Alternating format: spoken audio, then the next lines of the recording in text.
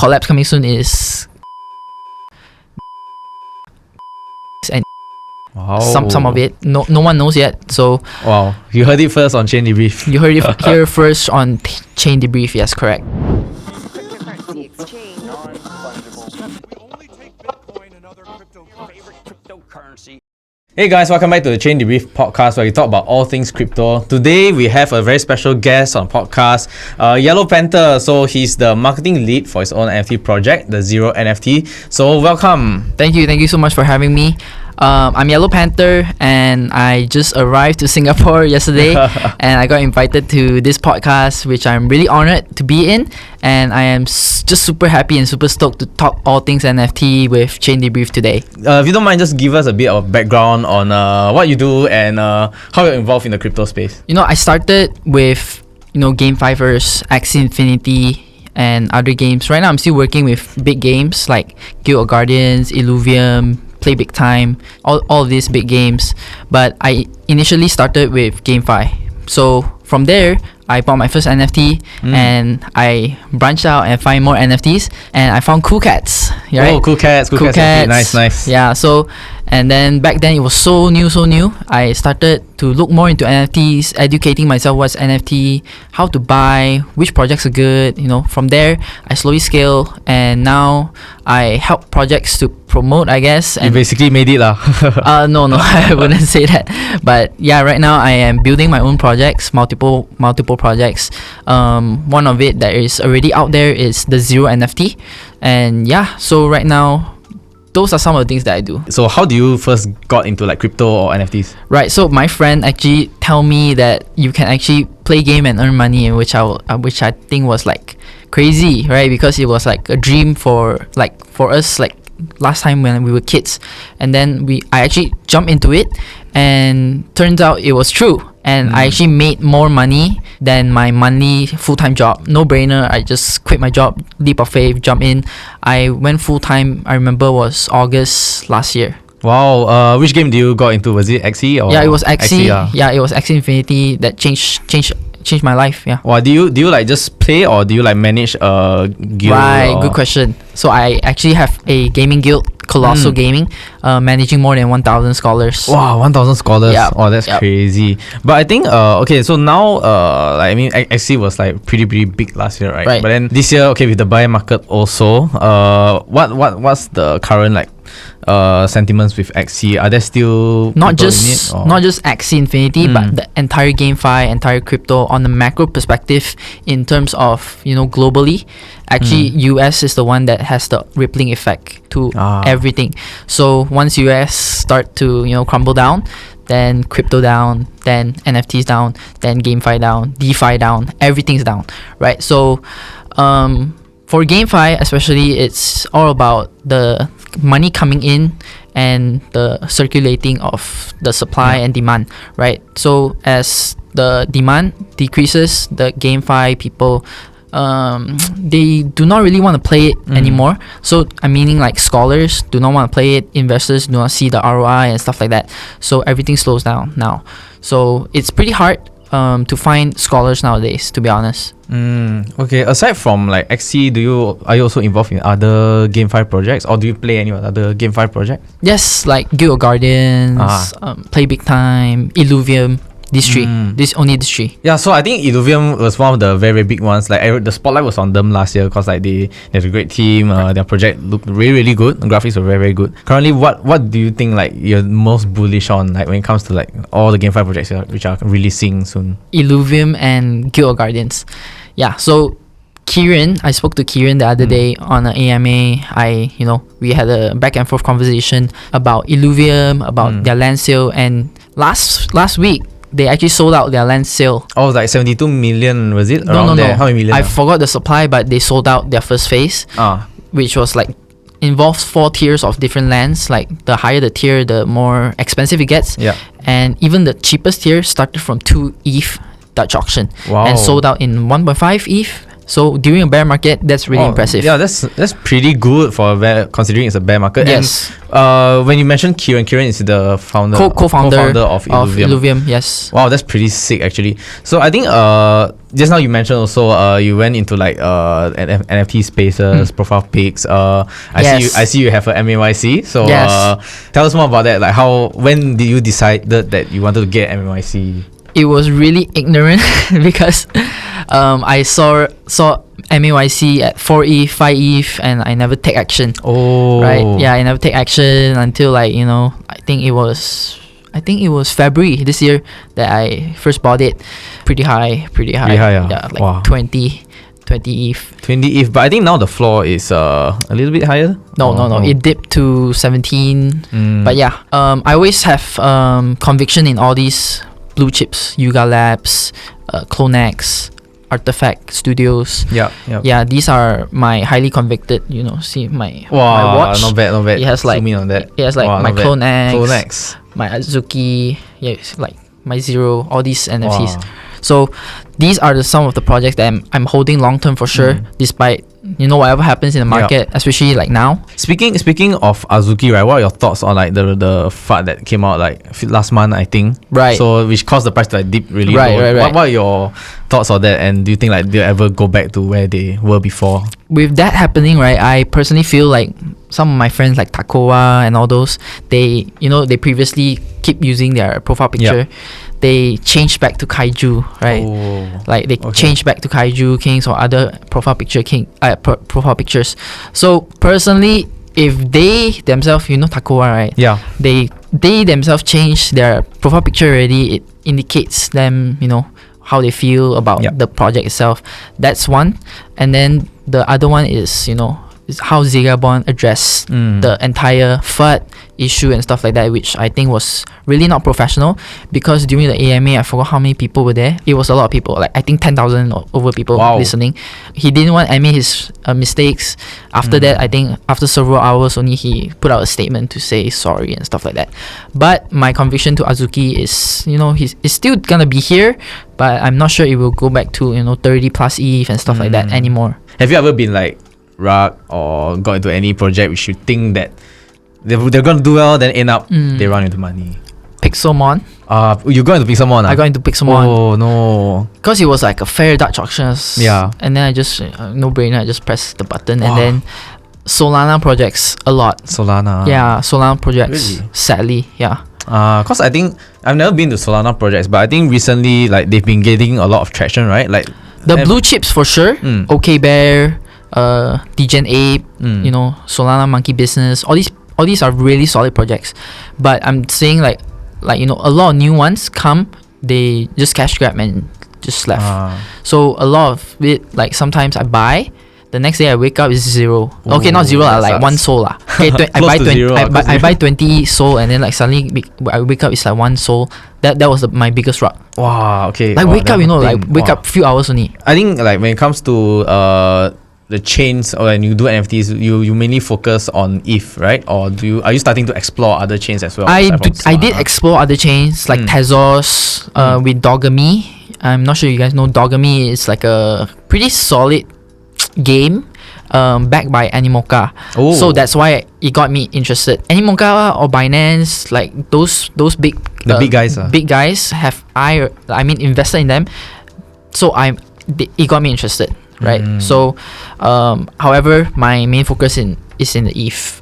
ETH lah, yeah. Yep. I think now most of the hype projects, blue chip projects are still in ETH, and I don't think we'll move over from ETH anytime soon lah. But I mean, now you see bear market, everything's going down, so maybe more new projects, more new chains will come up. But Solana is I'm not sure if it's potential or not. I really cannot tell lah. But it has a lot of traction on Twitter, on all those stuff. Yeah, speaking of that, right?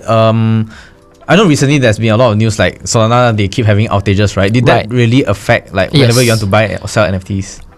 It affects the transferring of funds. So whenever you want to transfer from your centralized exchange to the wallets, the decentralized exchange wallets, those have problems. It got suspended and stuff like that. So I don't think it's that safe to be honest. Even when it comes to like minting, right? Then let's say they go down, then Right. cannot also, right? You cannot mint. This one is I'm it? not sure because Ah, I okay, didn't okay. I didn't do it hands on. Let's talk more about your project, the Zero NFT. Okay. So we started this project few months ago.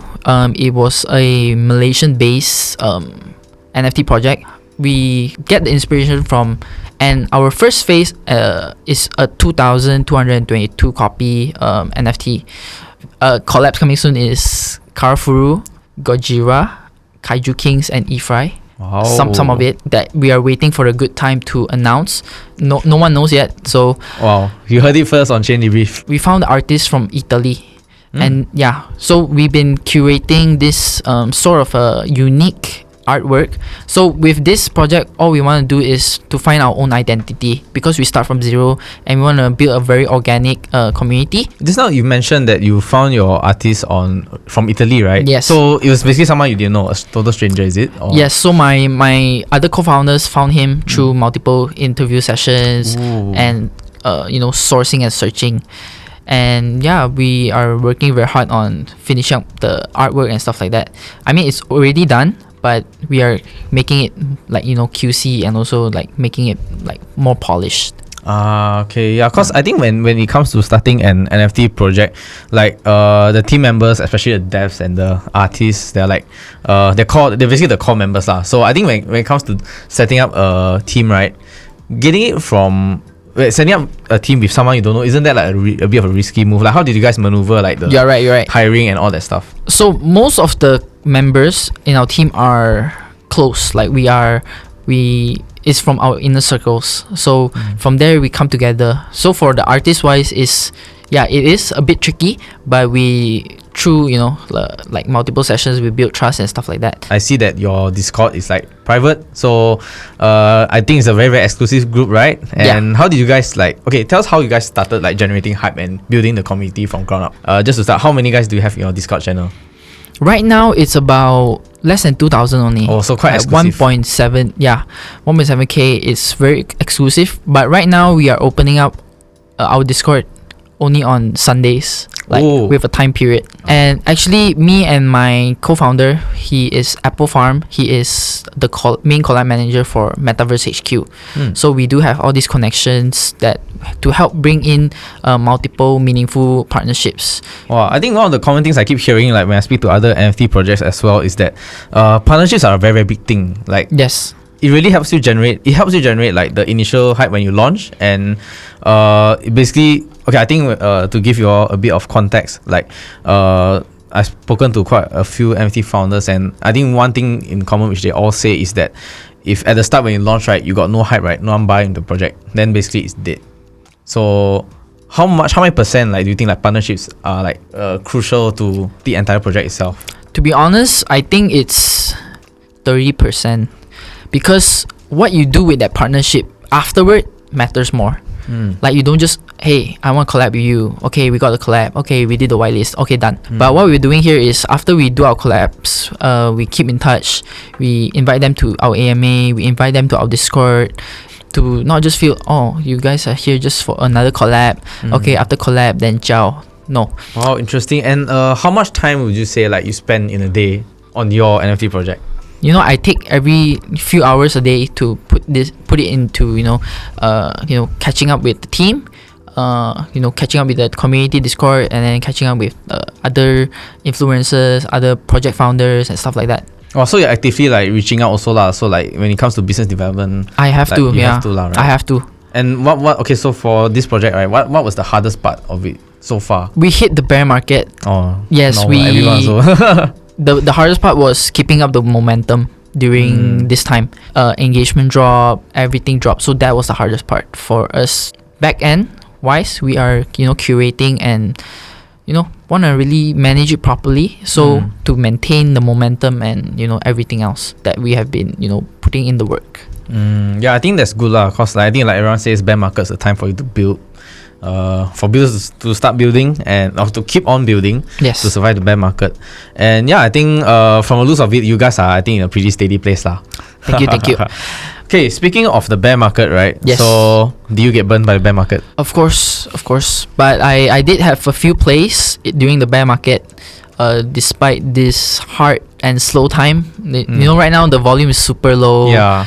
Not only on OpenSea but tokens as well, right? So yeah, definitely get burned. Do you take advantage of it and just short like coins, or do you not? No, You're not involved in coins.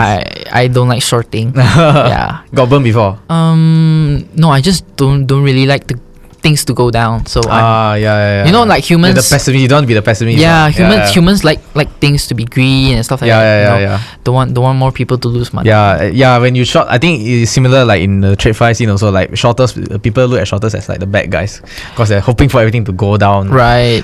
Do you have any advice like to our viewers on how they should navigate this whole bear market? Because right now everything's really choppy, things are going down, sometimes going up, but you don't know how far they go up before they go down. Right. So I literally just did a update for my own community, and I told them to first do not rush to mint anything during this bear market. Right? Do not rush to mint, and I tell them to also do not rush to buy the dip. Right? It may not be the dip. You may be catching the falling knife. Right? There is no certain support yet. As long as crypto market and the US stock market is not stable, NFT will still be very, very volatile, right? And despite all these two things, it's very important. I also, give my own personal advice, which what I'm personally doing as well is accumulating more tokens like Ethereum and Bitcoin, and convicted tokens such as Ape and stuff like that. So that's what I'm doing as well. And also, not to rush to buy the dip as well on tokens, but slowly dollar cost averaging down. But not financial advice. And so you are mostly in NFTs.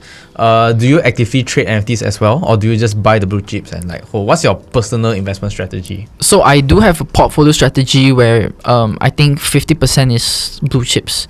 Like I leave my Clone X's and mutants all in untouched lah. Like for the next few months or few years, I don't know however long it is, but I really put the money that aside that I really do not need or do not touch. Play money lah. Yeah. Some I can for say play so. money. Yeah. And then the rest is trading trading. NFTs, going into projects for flips and stuff like that. However, I think the flipping for me has slowed down a lot because I think that NFTs is really more than just flipping. Yeah. So like many of the founders have to agree and has already agreed that long-term building and long-term people in the NFT has more beneficial than short-term flippers. Yeah, that's true. What's your biggest win in that flipping? I guess Super Gucci is one of them. Super Gucci 10 ETH to 20 ETH in 30 minutes. 30 minutes? Yeah. Wow. So like when the hype just started, then you just bought it? Once they mint out, then I buy and then I flip. And then other Deeds Land. BRSC one. Yeah, mint and then sold at 9. Wow. 9. I think for the other deed, right, you had an MYC. Did they airdrop or was it like free mint? I did both. Oh, you did both. Yeah, I claimed the free mint and you mint as well. Yeah, I minted as well. Wow, not bad. Yeah. That's quite sick. And other wins I cannot remember. Yeah. Then what about like rocks? You think they're gonna do what then? I already shared just now, like Solana projects. The Solana ones. Yeah. That's true. Pixelmon 2 ETH to 0.2 ETH, so 90% down. Yeah. Wow, that one pain, man. I think what's the most important thing like when you look at NFT projects, right? You say like the blue chips, you have very high conviction. What about in the future? Let's say when you're looking at NFT projects, what do you actually look for?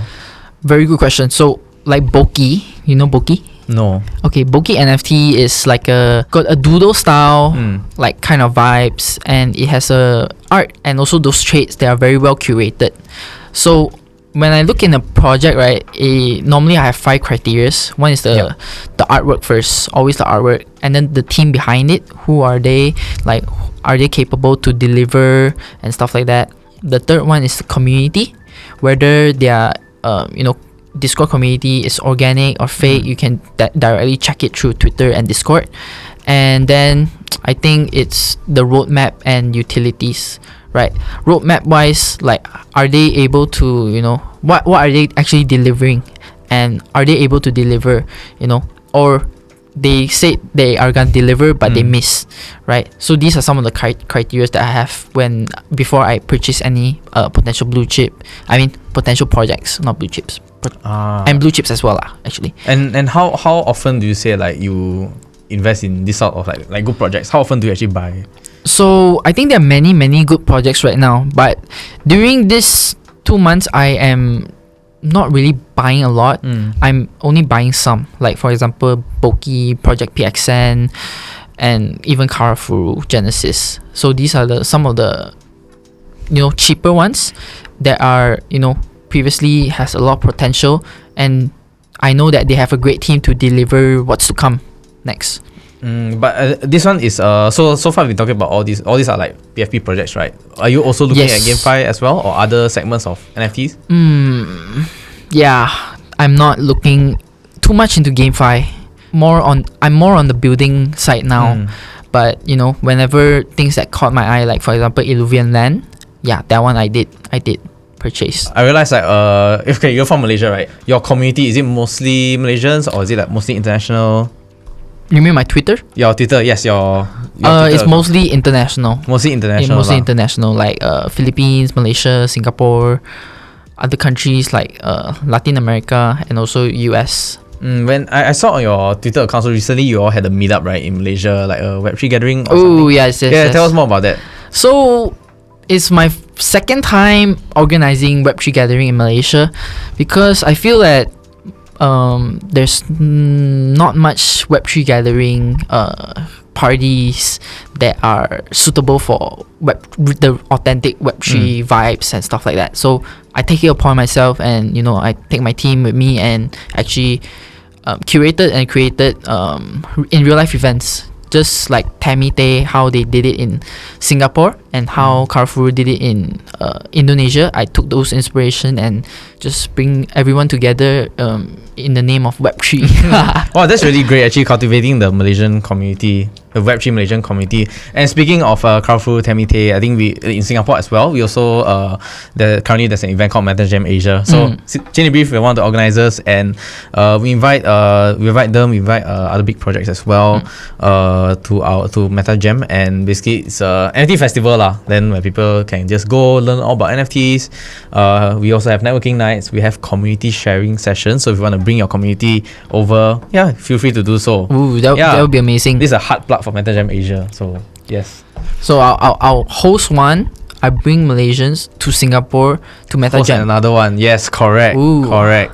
And so far, have you seen any difference between the Malaysian community and the Singaporean community? Yes.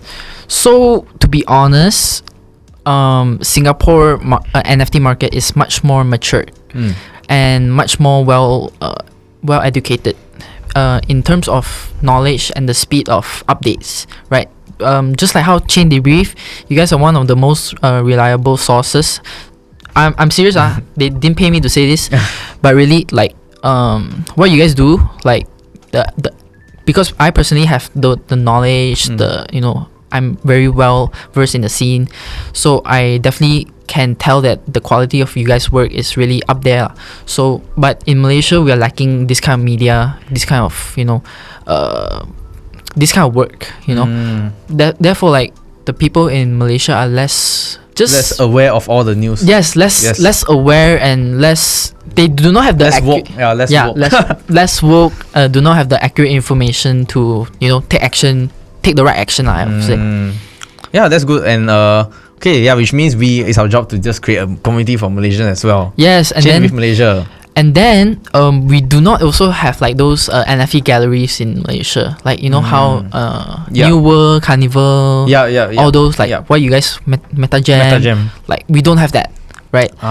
So if you guys want to collab down in Malaysia, we can definitely do something for the Malaysia communities. Definitely. And I think a bit of alpha also. So speaking of MetaJam, we are looking of expanding to new countries, and one of them might possibly be Malaysia. So announcing sometime soon after our current event. Alright, and with that, we've come to the end of the podcast. YellowPanther, thank you so much for coming on to our very wonderful studio here and sharing all your knowledge with us. Where can our viewers follow you on your NFT journey? Thank you, Chain Debrief, so much for inviting me first. And you guys can follow me on Twitter at YellowPantherX, right? So, yeah, I'll see you guys there. And do remember to like, share, and subscribe. Bye bye.